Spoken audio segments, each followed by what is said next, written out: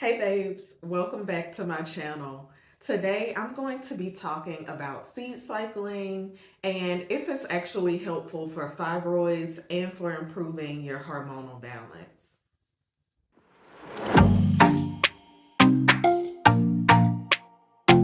So before I dive into this video, give this video a like, share this with somebody that either has fibroids, PCOS, endometriosis, any kind of hormonal related or uterine related condition. Share this with someone because sharing is caring. And also make sure you're subscribed to my channel so you'll be the first to know when these videos drop. So today I'm going to be sharing my thoughts on seed cycling, my experience with seed cycling, and whether I feel like it actually works or is actually even beneficial. Now, if you've been following me for a while over on Instagram, or if you're a reader of my blog, you probably already know how I feel about this topic. But I really wanted to do this video and do a deep dive because seed cycling, my blog post on seed cycling is actually one of my most visited posts.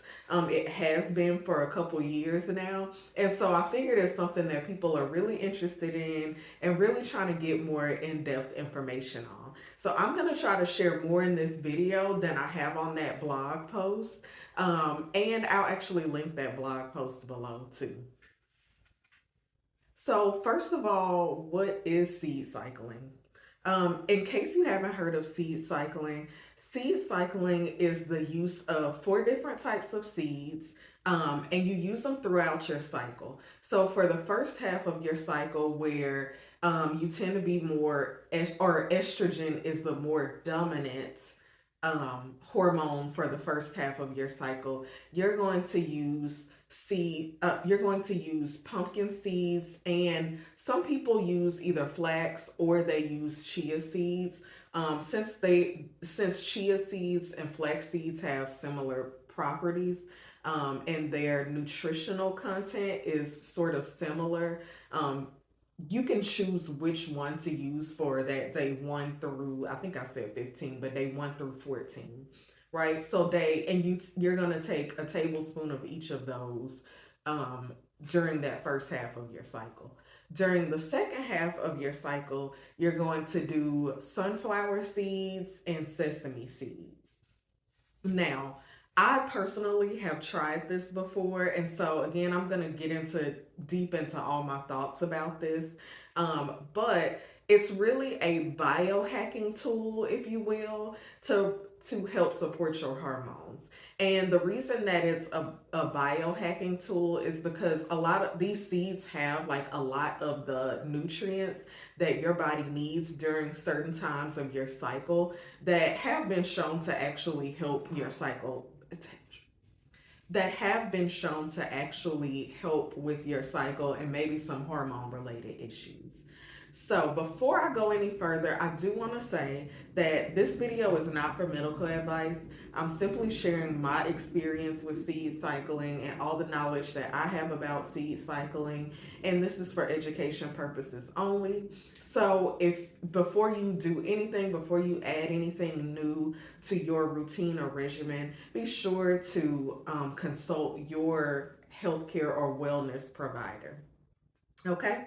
Now, for me, I know that sounds very simple and very, I don't know. I like when I first found out about seed cycling, I felt like it was kind of this like obscure thing.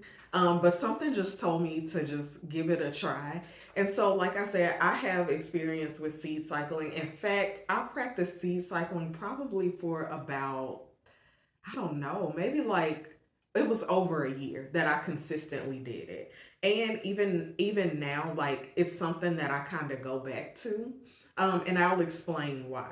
So my very first experience with seed cycling it was kind of during a time where I was really trying to like focus in on dealing with fibroids and figuring out how to shrink my fibroids holistically because when it came to like mainstream medicine or Western medicine, I just wasn't getting answers that felt or that resonated with me that I felt like were right for me. And so during this time, I started seeing an acupuncturist. So I was doing that, and I ended up just trying. I was doing some research, and I actually found out about seed cycling on Pinterest. Now, normally I would not take a lot of wellness or medical advice on Pinterest, but this is one thing that was actually helpful for me. So I decided to give it a try. I just ended up going to, oh my God, what's the name of that store? Trader Joe's. And I just bought these seeds. I got the flax, actually, I think I might have ordered flax because I don't think they had it, but I got most of the seeds from Trader Joe's, and I just started giving it a try.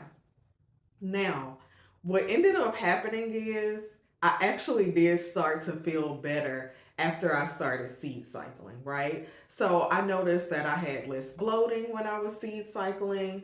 I noticed that I didn't have like the period pain right before my cycle. I noticed, or right before my period, I noticed all these different benefits. I noticed like less weight gain. It seemed to be a lot easier for me to lose weight. And for me, I noticed these things actually within the first month of seed cycling. So for me, seed cycling actually was super beneficial. I personally think it worked. So it is something that I would suggest giving a try if you are dealing with hormonal issues. Now, there are a few like caveats about seed cycling that I do feel like it's important for me to mention because I always want to give information that is as complete as possible and that is as unbiased as possible. So, as of right now, there's really no evidence, like no scientific evidence or no studies that suggest that seed cycling actually works. However, there's lots and lots of anecdotal evidence. So even if you Google, seed cycling or whatever, a lot of what will come up is other women sharing their experience, right? I don't think probably any studies will show up because if I can recall correctly, I don't think any have been done on seed cycling. Also, I should mention that Elisa Vitti, if you've read the book Woman Code, if you haven't read that book, I highly recommend reading that book, and I'll actually link that below in the comments. But the book in the book Woman Code is something that Elisa Vitti talks about and that she suggests doing. So there is really a lot of anecdotal evidence, and all these women can't be wrong. At least that's my opinion about it, right? So I definitely think it's something worth giving a try. Now, having said that, there are a few considerations if you're going to be seed cycling or if you're going to try seed cycling. So, first of all, I feel like this is obvious, but it may not be so obvious. If you have lots of food sensitivities, I would suggest that you don't do seed cycling. And I say that because seeds can actually be pretty hard to digest for some people.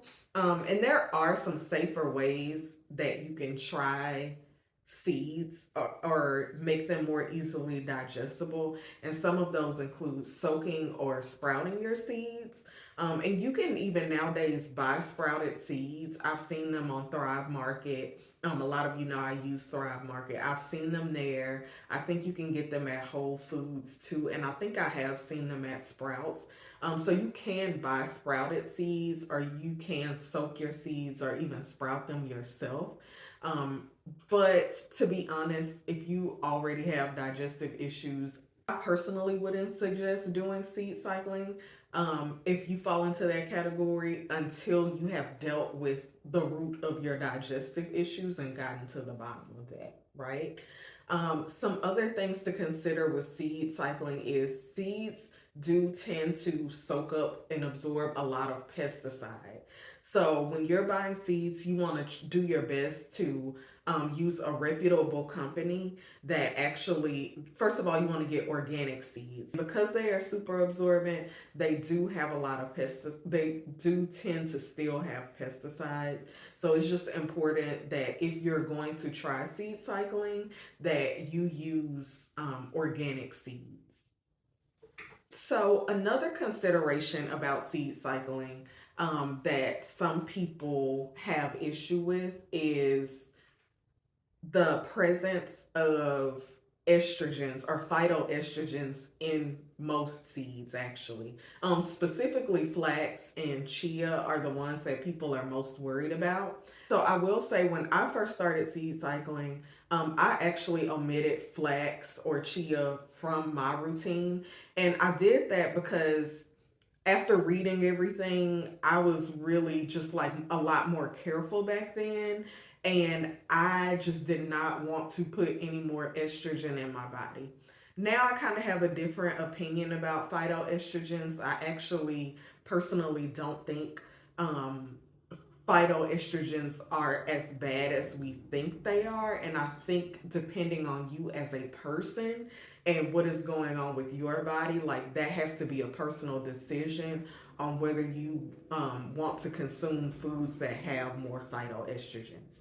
Now, at that time, my symptoms were a lot more severe. So for me, it was just an easy no because I didn't want to make my symptoms worse and I didn't even want to take the chance. And so there's still a lot of controversy about phytoestrogens in food and whether women who have estrogen dominant conditions should be consuming those foods. But again, that is one of those things where my opinion is kind of somewhere in the middle, and it depends on the person and what is specifically going on with that person, right? And what other conditions may be present. Now, another thing that I have seen mostly on the internet, and I haven't really even looked much into it because, again, I have my own experience with seed cycling, and my opinion is largely based on my experience. But another thing that people comment on about seed cycling is the presence of PUFAs or oh my God, I hope I say this right. It's polyunsaturated fats. I think I got that right. But anyway, so a lot of people believe that these types of fats are or can be inflammatory, and so if you overconsume them, then you are, pretty much inflame or pretty much adding another inflammatory factor into your body. And my personal opinion about that is people have been eating seeds and nuts for a long time. And as long as you are not consuming large amounts of these seeds and nuts on an ongoing basis, then you should be fine. Like this shouldn't be real. It really shouldn't be an issue with you. It really shouldn't be an issue. But again, that's my opinion on that. And again, it comes down to your comfort level and what feels right for you and what's going on with your body. Now, having said all that, um, again, my experience with seed cycling was a positive one, and I really think that that's because most of us, even if you have a pretty good diet, are still not getting all the nutrition that we need. And so, a lot of these seeds have a lot of nutrients and micronutrients in them that a lot of us probably are deficient in, like magnesium and zinc and even fiber. So I kind of think about seed cycling like taking a multivitamin. So I think I have covered like the full scope of seed cycling and why I think it's helpful and some of the benefits and maybe some of the drawbacks of seed cycling. Ultimately, it's up to you to make the decision on whether this is something you like to add to your routine or your daily wellness regimen. And if you're looking for a more complete guide on stuff like this, I actually have an ebook and I'm going to drop that link down in my description. And my ebook covers really every topic. It's really a good guide for all the foundational habits that you need. Now the name of the book is Foundational Habits for Fibroid Management, but actually you can use this guide if you have any kind of hormone related condition or uterine related condition that you are trying to either avoid or get help with healing from. So thank you guys for watching. Be sure again to like, share, subscribe to my channel. And also here's some more videos that you might want to watch as well.